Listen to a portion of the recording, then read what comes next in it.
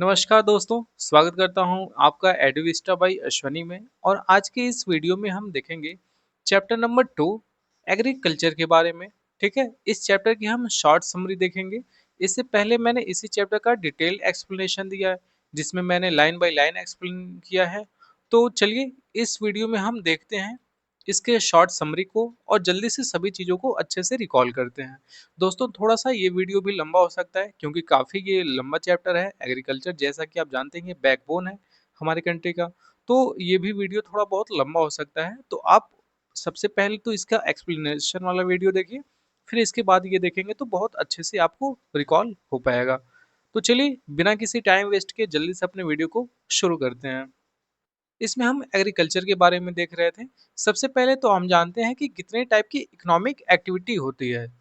पहला प्राइमरी, दूसरा सेकेंडरी और तीसरा टर्शरी। ये तीन मेन प्राइमरी एक्टिविटी होती है, सेकेंडरी एक्टिविटी होती है और तीसरा है आपका टर्शरी एक्टिविटी। ये तीनों मेन एक्टिविटी हैं जो इकोनॉमिक एक्टिविटी जिनको कहा जाता है। अगर प्राइमरी एक्टिविटी की बात करें तो इसमें वो सभी चीज़ें आती हैं जो हमको नेचर से डायरेक्ट हम यूज करते हैं, चाहे नेचुरल चीज़ें हो गई, नेचुरल रिसोर्सेज का यूज करना, चाहे माइनिंग को एक्सट्रैक्ट करना, फिशिंग करना, फार्मिंग करना, ये सारी चीज़ें आपकी प्राइमरी एक्टिविटी हो गई। अब देखो उसी प्राइमरी एक्टिविटी में जैसे हम लोग फिशिंग किए हैं या फिर आप वीट एग्रीकल्चर किए हैं, कल्टीवेशन किए हैं, तो उन चीज़ों को हम इंडस्ट्री में भेजते हैं मैन्युफैक्चरिंग के लिए। तो वहाँ पे जहाँ इसको फिनिश्ड गुड में बनाया जाता है उसको हम बोलते हैं सेकेंडरी एक्टिविटी। और ये फिनिश्ड गुड बनाने के बाद आखिर हम एक जगह से दूसरी जगह ट्रांसपोर्ट भी तो करते हैं, उसको लेके आते हैं, ले जाते हैं, मार्केट तक पहुंचाते हैं, लोगों तक सर्विस देते हैं। तो जो भी सर्विस होता है ये सब आपकी टर्शरी एक्टिविटी में आ जाएंगे। ठीक है, आई होप कि आप ये तीनों एक्टिविटी बहुत अच्छे से समझ पाए होंगे। कह रहा है कि जो एग्रीकल्चर है ये एक प्राइमरी एक्टिविटी का एग्जाम्पल है। अगर बात करें वर्ल्ड में तो 50% जो भी लोग होते हैं वो सब के सब किस चीज में एक्टिवेट हैं। ठीक है, किस एक्टिविटी में इंगेज है, तो वो है एग्रीकल्चर एक्टिविटी में। ठीक है, दुनिया के 50% से ज्यादा लोग आपकी प्राइमरी एक्टिविटी में इन्वॉल्व हैं और उसमें भी एग्रीकल्चर एक्टिविटी में। फिर कह रहा है कि जो 2/3 ऑफ इंडिया की पॉपुलेशन है वो अभी भी किस चीज में इंगेज्ड है, एग्रीकल्चर में। ठीक है, 2/3 मतलब अगर 3 आदमी है तो उसमें से 2 आदमी आपके एग्रीकल्चर सेक्टर में इन्वॉल्व है। फिर आगे कह रहा है कि the land on which the crops are grown is known as the arable land. ठीक है, एरेबल लैंड क्या होता है? एरेबल लैंड वो लैंड होता है जिसपे हम क्रॉप को ग्रो करते हैं। ठीक है, उसको हम बोलते हैं एरेबल लैंड। फिर देखते हैं कि एग्रीकल्चर क्या होता है। कह रहा है the science and art of cultivation on the soil, raising crops and rearing livestock, it is known as the farming. ठीक है, अब देखो क्या कह रहा है कि कह रहा है ये एक ऐसा साइंस है या फिर कहें तो आर्ट ऑफ कल्टीवेशन है, उगाने की एक तरह की कला है जो हम स्वेल में किसी क्रॉप को ग्रो कराते हैं और उनका पालन पोषण करते हैं, लाइव स्टॉक करते हैं। तो इसको हम बोलते हैं फार्मिंग करना। सेरिकल्चर वही कह रहा है क्या होता है, तो कह रहा है कि कमर्शियल जब पर्पस के लिए हम करते हैं, जैसे सिल्क वॉर्म का हो गया, हम इसका क्या करते हैं, कमर्शियल पर्पस के लिए इसका यूज करते हैं, मैन्युफैक्चर करते हैं, सिल्क बनाते हैं। तो इट में supplement in the income of the farmer. तो इससे क्या होता है कि फार्मर की इनकम में एक बूस्ट देखने को मिलता है आपको। तो इसको हम बोलते हैं सेरिकल्चर। बेसिकली आप ये समझ लो कि सिल्क वर्म का जो भी रियरिंग होता है, ठीक है, उनका पालन पोषण जो होता है उसको हम बोलते हैं सेरिकल्चर। फिर आता है आपका पिसिकल्चर। तो पिसिकल्चर क्या होता है, जैसे यहाँ सिल्क वॉर्म का हो रहा था सेरिकल्चर में, वैसे पिसिकल्चर में हम फिश की रियरिंग करते हैं। ठीक है, आप देखते होगे आसपास में गांव या फिर तालाबों में कि आसपास लोग क्या करते हैं, फिश का पालन करते हैं, मछली पालन करते हैं, तो उसी को हम बोलते हैं पिसिकल्चर। फिर आता है आपका विटिकल्चर। विटिकल्चर में हम ग्रेप्स का कल्टीवेशन करते हैं। ठीक है, ग्रेप्स की जहाँ खेती होती है जैसे मेडिटेरियन टाइप के क्लाइमेट में, तो उसको हम बोलते हैं विटिकल्चर। विटिकल्चर। उसके बाद आता है आपका हॉर्टिकल्चर। हॉर्टिकल्चर में क्या होता है, आप देखोगे गांव या शहरों के आसपास वाले इलाकों में सब्जियों की खूब खेती होती है, फ्लावर्स की खेती होती है, ठीक है, फ्रूट्स की हो गई या फिर ये क्यों खेती होती है, कमर्शियल पर्पज के लिए। ठीक है, बेच के उनको पैसे कमाने के लिए। तो वो हमारी सब चीज किस में आ जाती हैं, आपकी हॉर्टिकल्चर में।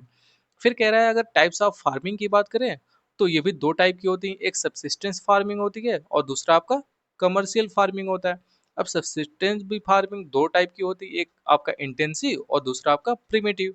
ठीक है, तो चलो हम देखते हैं सबसिस्टेंस फार्मिंग क्या होता है। कह रहा है it can be further classified, इसको आगे भी क्लासिफाइड किया गया है, जैसे मैंने आपको ऊपर बताया कि इंटेंसिव और प्रिमिटिव दो टाइप की है।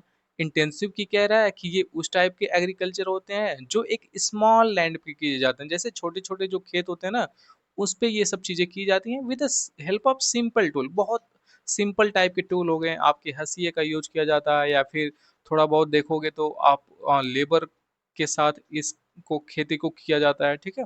मतलब बहुत ज्यादा अत्याधुनिक मशीनों को यहाँ पे यूज नहीं किया जाता है, बस नॉर्मली उतना ही कि जितना एक लैंड पे, एक छोटे मोटे लैंड पे थोड़ी बहुत खेती की जा सके, उसको हम बोलते हैं इंटेंसिव सबसिस्टेंस फार्मिंग।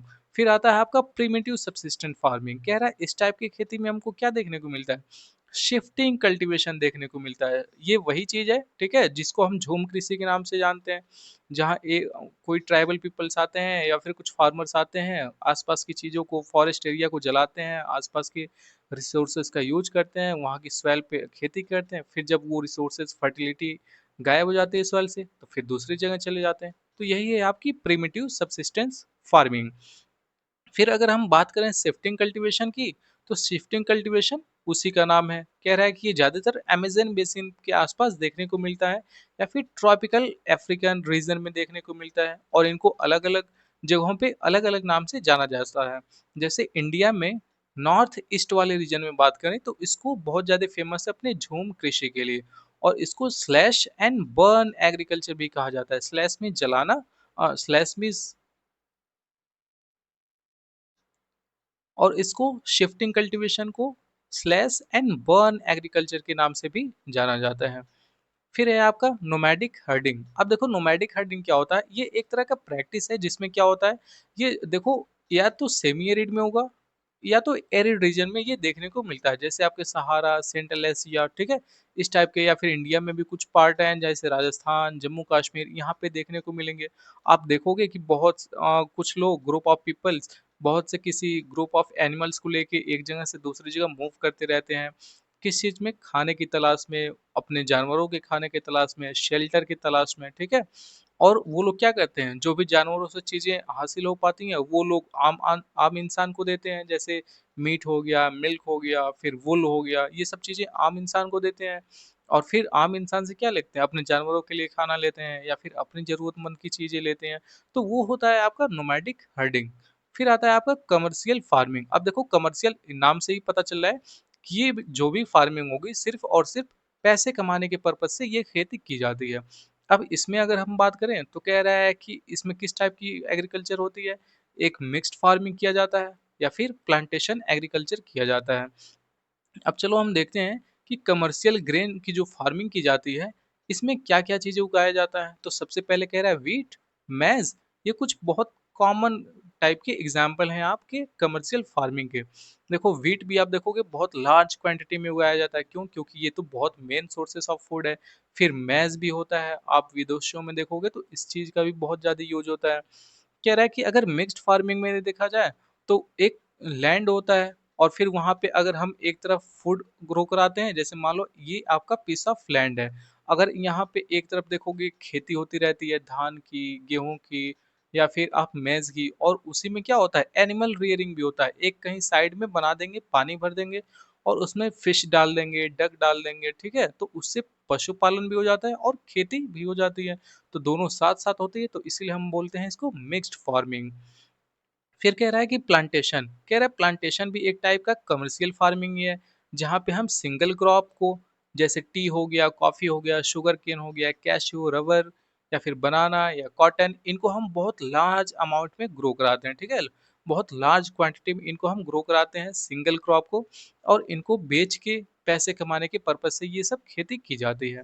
कह रहा है अगर मेजर प्लांटेशन की बात किया जाए तो ये सबसे ज्यादा कहाँ पे होता है आपके ट्रॉपिकल रीजन में। क्यों ट्रॉपिकल रीजन में, क्योंकि इनको होने के लिए, इनके ग्रो करने के लिए एक अच्छी खासी आपको टेम्परेचर चाहिए, ठीक है, और उससे भी ज्यादा जरूरी कि आपको एक मैक्सिमम रेनफॉल चाहिए होता है, ठीक है, 200 से 250 सेंटीमीटर तक इन सबों का बारिश रेनफॉल लगता है, ठीक है, ग्रो होने में प्रॉपरली। तो इसीलिए ये आपके ट्रॉपिकल रीजन पे होते हैं जहाँ पर डे बारिश होती रहती है। फिर कह रहा है कि जो मेजर क्रॉप्स हैं उनको देखते हैं। कह रहा है कुछ मेजर क्रॉप्स यहाँ आपको दिए गए हैं, जैसे जूट हो गया, कॉटन हो गया, ठीक है। तो ये सब मैज हो गया, मिलेट्स हो गया, ये सब कुछ मेजर क्रॉप्स हैं आपके, जो आजकल देखोगे कि आप गवर्नमेंट बहुत से इनिशिएटिव लॉन्च कर रही है कि इन सब क्रॉप को, जैसे मिलेट्स हो गया जो मोटे अनाज होते हैं, तो आप देखोगे वर्ड्स में कई जगह फोरम में कंट्रीज इस पे डिस्कशन भी कर रहे हैं कि हमें पुराने अनाजों की तरह या फिर मोटे अनाजों की तरह वापस लौटना है, ठीक है। फिर कह रहा है कि इम्पोर्टेंट बीवरेज की अगर बात किया जाए तो उसमें टी आता है, कॉफ़ी आता है, जो कॉफ़ी की प्लांटेशन बहुत ज़्यादा होती है, टी की प्लांटेशन बहुत ज़्यादा होती है, आपको ये सब चीज़ें देखने को मिलती हैं। फिर कह रहा है कि सबसे इम्पोर्टेंट है राइस। तो चलो अब हम थोड़ा बहुत राइस के बारे में ऐसे करके सभी क्रॉप्स जितने भी हैं थोड़े इम्पोर्टेंट, तो उनको बारे में थोड़ा बहुत जानकारी लेते हैं। कह रहा है राइस जो है इसको एक हाई टेम्परेचर चाहिए होता है, ठीक है, और उसके बाद हाई ह्यूमिडिटी भी चाहिए होता है, उसके साथ साथ और क्या चाहिए होता है, रेनफॉल। आप देखे होगे गाँव में धान की खेती करना बहुत मुश्किल है, ठीक है, बहुत ज्यादा पानी की जरूरत होती है, टेम्परेचर की जरूरत होती है, और उतना ही ह्यूमिडिटी की जरूरत होती है। फिर कह रहा है कि ये कहाँ ग्रो होता है, सबसे बेस्ट अगर कोई सूटेबल इसके लिए सॉइल मानी गई है तो वो है एलुवियल सॉइल या फिर क्ले सॉइल, ठीक है।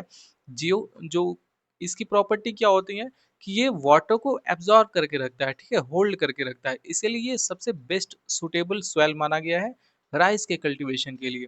अगर बात किया जाए तो चाइना नंबर 1 पे है, उसके बाद आप देखोगे कि इंडिया आता, जापान, श्रीलंका, इजिप्ट, ये सब कंट्री चाइना के बाद आते हैं राइस को उगाने में। फिर वीट आता है, कह रहा है इट रिक्वायर्स मॉडरेट टेम्परेचर। अब देखो इसको मॉडरेट टेम्परेचर चाहिए, तो ये सिर्फ ट्रॉपिकल रीजन में ही नहीं होता है, ये आप देखोगे सब ट्रॉपिकल या फिर थोड़े बहुत उसके भी ऊपर जाओगे तो वहां भी आपको वीट अच्छी खासी देखने को मिलती है, ठीक है। इसीलिए यूक्रेन, अब देखो वो ट्रॉपिकल रीजन में तो आता नहीं है, बट उसको फिर भी बकेट ऑफ द वीट तो कहा जाता है ना, तो वही है, ठीक है। कह रहा है it thrives best in well drained loamy soil, और इसके लिए सबसे सुटेबल सॉइल कौन सी होती है, लोमी सॉइल। दोस्तों आप लोग ये याद रखिएगा कि राइस के लिए कौन सी सॉइल सुटेबल होती है, वीट के लिए कौन सी सॉइल सुटेबल होती है, ठीक है, और कितना टेम्परेचर इसको चाहिए होता है, इसको कैसा टेम्परेचर चाहिए होता है। तो बस यही सब चीजें पूछता है और कुछ खास नहीं। फिर आता है आपका मिलेट्स, कह रहा है मिलेट्स को हम कोर्स ग्रेन कहते हैं, मतलब मोटे अनाज भी कहते हैं, ठीक है। It can be grown on a less fertile and Sandy soil, और ये देखो सबसे बड़ी खासियत इसकी क्या होती है कि अगर सॉइल बहुत ज्यादा फर्टाइल नहीं तो भी ये बहुत अच्छे क्वांटिटी में ग्रो होती है, ठीक है, और ज्यादातर ये सैंडी सॉइल में भी बहुत अच्छे क्वांटिटी में ग्रो हो सकती है बिना किसी झंझट के। इसमें कौन-कौन सी चीज़ें आती हैं, जैसे ज्वार हो गया, बाजरा हो गया, रागी हो गया, ये सब कुछ फसल हैं जो इंडिया में बहुत ज़्यादा ग्रो होती थी, ठीक है? और अदर कंट्री में जैसे नाइजीरिया, चाइना, नाइजर, इन सब कंट्री में भी ये टाइप की जो क्रॉप्स हैं आपकी ग्रो कराई जाती थी। फिर आता है आपका मेज़, कह रहा है it needs well drained fertile soil, इसको कैसा सॉइल चाहिए होता है, वेल ड्रेन्ड और फर्टाइल सॉइल चाहिए होता है, ठीक है? देखोगे आप मिट्टी के ऐसे कुछ पैचेस बना दिए जाते हैं, उसके ऊपर इसको ग्रो कराया जाता है ताकि वाटर बहुत अच्छे से पास भी हो जाए और इसमें पानी लगे भी ना, जिससे ये खराब नहीं होगी फसल। फिर कह रहा है मेज रिक्वायर्स मॉडरेट टेम्परेचर, इसको भी वीट की तरह मॉडरेट टेम्परेचर चाहिए होता है, रेनफॉल भी मॉडरेट ही चाहिए होता है, बहुत ज़्यादा इसको वाटर की ज़रूरत नहीं होती है। और कह रहा है लॉट्स ऑफ सनशाइन, ठीक है? इसको सनशाइन कैसी चाहिए होती है? बहुत ज़्यादा सनशाइन चाहिए होती है, मतलब अच्छा खासा टेम्परेचर मान के चलो, ठीक है? सनशाइन और टेम्परेचर दोनों अलग है, ठीक है। सनशाइन कभी देखोगे आप ठंडियों में भी सनशाइन होता है, बट उतना हाई टेम्परेचर नहीं होता है। तो वही कह रहा है कि इसको हल्का सनशाइन तो चाहिए लेकिन टेम्परेचर कैसा चाहिए, मॉडरेट टाइप का चाहिए, ठीक है। अगर हम बात करें मेज़ का, तो ये नॉर्थ अमेरिका, ब्राजील, चाइना और रशिया, कनाडा, इंडिया या फिर मैक्सिको, इन सब कंट्री में बहुत अच्छे क्वांटिटी में ग्रो करते हैं लोग। फिर आता है आपका cotton, it grows based on black and alluvial soil. देखो जो ब्लैक सॉइल है ना, ये बेसिकली जानी ही इसी के लिए जाती है कि कॉटन के लिए सबसे सुटेबल सॉइल मानी गई है। तो आप लोग एक चीज नोट कर लीजिएगा, जब भी पूछे कॉटन के लिए सबसे बेस्ट सुटेबल क्रॉप्स कौन सी है, सॉरी सॉइल कौन सी है, तो वो है आपकी ब्लैक सॉइल, ठीक है। उसके बाद आती है आपकी एलुवियल सॉइल, तो ये दो चीजें आप लोग ध्यान रखिएगा।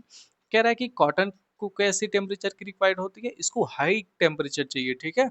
उसके बाद लाइट रेनफॉल, देखो बहुत ज्यादा अगर रेनफॉल होगा ना तो इसकी खेती खराब हो सकती है, ठीक है, इसका जो खेती होता है वो डैमेज हो सकता है, बर्बाद हो सकती है। इसीलिए क्या हो चाहिए होता है, इसको हल्का फुल्का रेनफॉल चाहिए होता है, बहुत ज्यादा नहीं।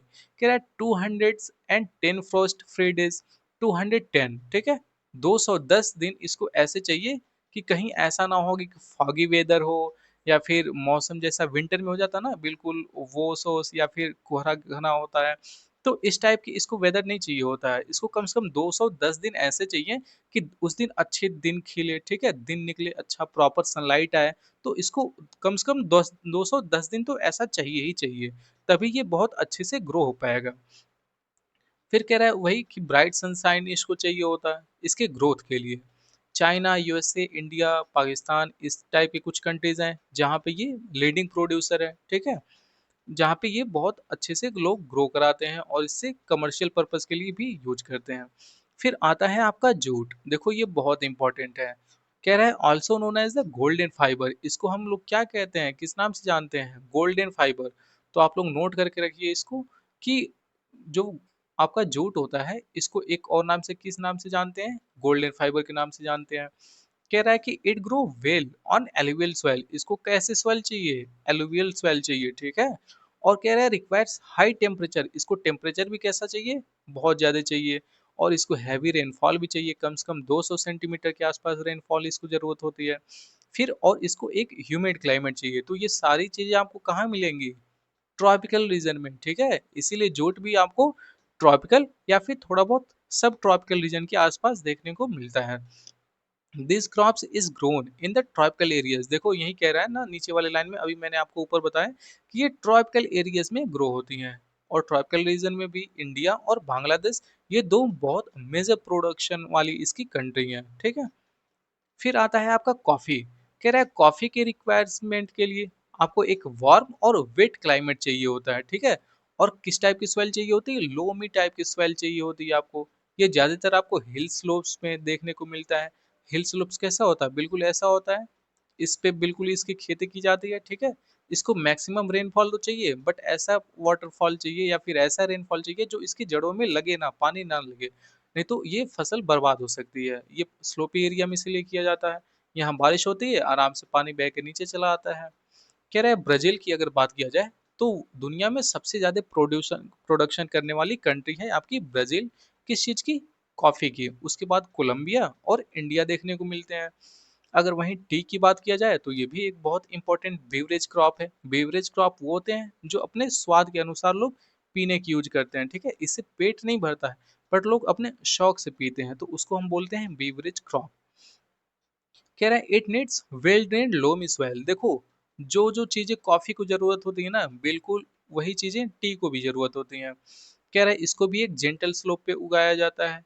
केन्या, देखो जेंटल स्लोप और स्टिप स्लोप दो चीजें होती हैं। स्टिप स्लोप बिल्कुल खड़ी ढाल, और जेंटल स्लोप बिल्कुल इस तरह से, ठीक है। जेंटल स्लोप रहेगा तभी तो आप कुछ खेती कर पाओगे, बिल्कुल इस तरह से रहेगा तो क्या करोगे आप, यहाँ खेती कैसे कर पाओगे। तो इसीलिए कह रहा है जेंटल स्लोप चाहिए होता है इसको। फिर कह रहा है कि जो केन्या है, इंडिया, चाइना, श्रीलंका, ये कुछ बहुत मेजर प्रोडक्शन वाली इसकी कंट्री हैं, जहाँ पे टी को एक बेस्ट क्वालिटी और बेस्ट क्वांटिटी में उगाया जाता है।